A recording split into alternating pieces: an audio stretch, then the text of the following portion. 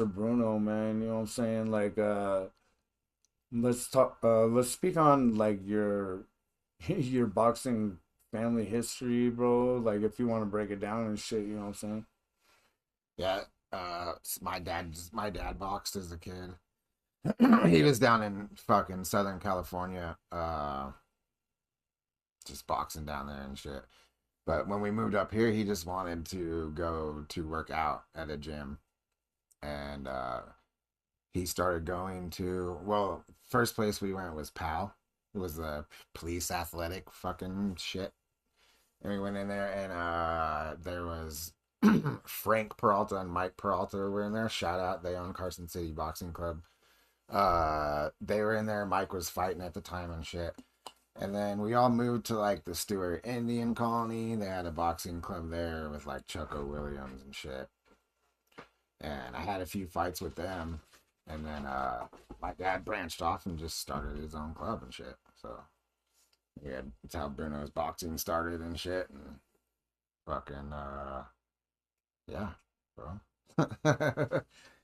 My dad was just pretty much going down there. My dad wanted to just go So, I hit mean, shit, and I like, just followed along before with you him. all But moved, though, your dad was just like, is there a back history on like he was just always boxing too? Like, no, no, he you took were just like born into this boxing family, yeah, correct? he took years off though. Like he boxed as a kid, boxed up till he was like 20 years old, and then took some time off, you know. And then by the time we moved here, he was like in his 40s. So he had a long stretch there where he wasn't really doing anything. But then he came up here, and you know how it is when you hit 40 and shit, and you're like, fuck, I need to start exercising and shit. It's probably where he was at. I don't really know. I was a kid. So he would start going to the gym Was wanting it to was hit it shit. was he like born into a boxing family as well? No, no, no. He just fucking started going to the gym as a kid. Just was interested, I guess, and started going. Yeah.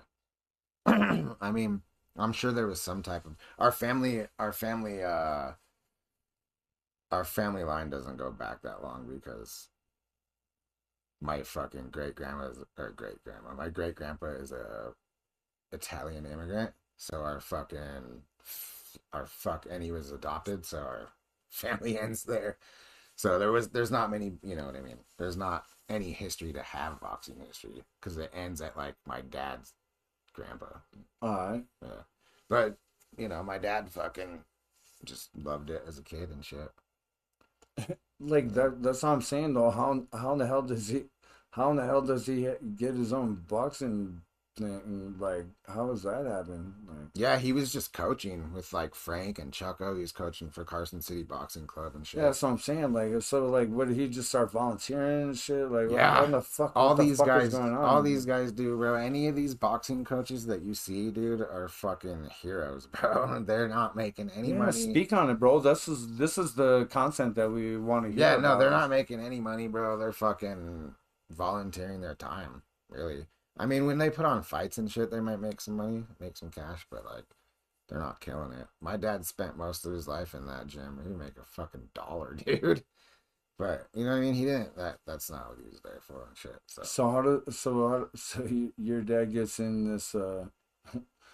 this scene, and then how does it convert that he has his own boxing place now? Um, I think he just wanted to have his own shit. He started coaching, and like when you're coaching somewhere, Yeah, you start to build. People go to a certain gym to work with that coach. yeah, right. So even if you're at Carson City Boxing Club, they hear about Victor at Carson City Boxing Club, where they hear about fucking Frank or Mike Peralta at a bit, you know. So they hear about that coach, and then they want to go work with them, All and right. then eventually you have a big enough following to where you start your own shit, you know. Right. But yeah. So then yeah, he started his own So he he was started like, his own "Fuck it, man. shit and I'm just gonna get my own place. Fuck these rules." yeah, the first time he did it, the first gym he ever opened was with a gym called Straight Blast Gym, fucking in Carson, and they shared. And the dudes at Straight Blast were like a bunch of badass MMA dudes and shit. And we had to go fucking share in this work in this gym next to these dudes and shit. And I was like 15, 16 at the time. All right. And so yeah, I was like pretty established. probably had over 100 amateur fights at the time and shit, you know. By the time you were 15, you already had 100 fights. Yeah, yeah. I had my first fight when I was like 11, 12. So, yeah. You want to let's Well, no, I was let's 11. bring it back, I was man. You're 11. being modest and shit. Let's bring it back. He is being By the modest. time that you were fucking, what do you say, 10 or 15? 15? That you When I already was had 15? 100 fucking fights.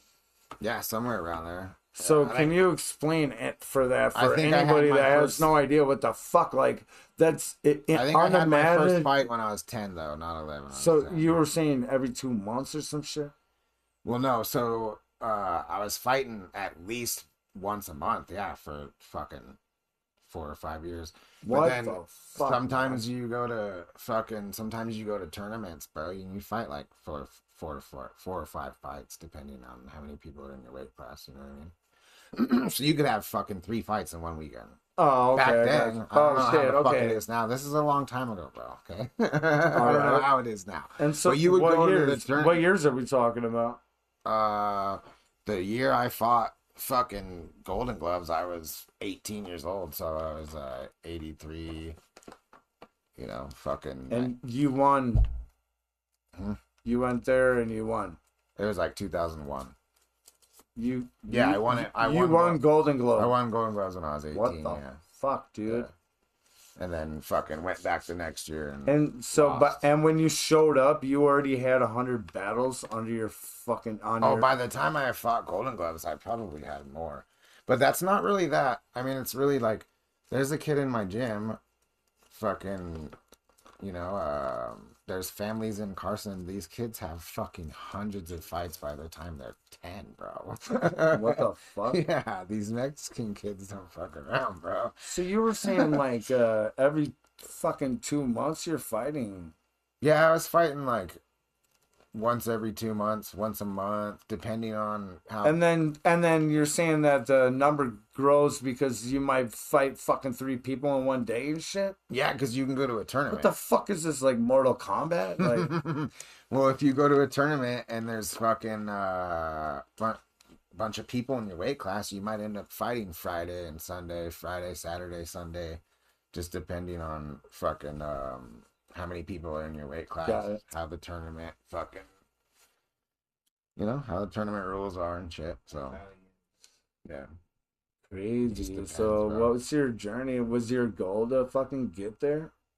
I mean, my goal, I was gonna. Was that through your dad? Like was your dad pushing you like fucking? If you're gonna do this, fucking, we're going for the fucking. No, I wish he pushed me more, bro.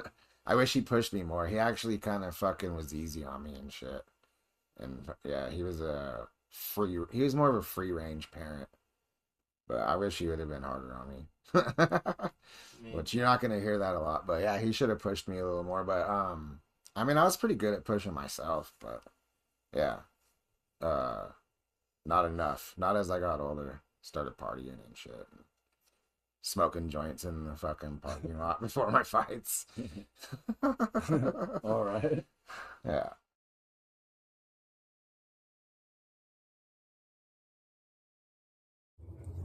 Cheers. 111.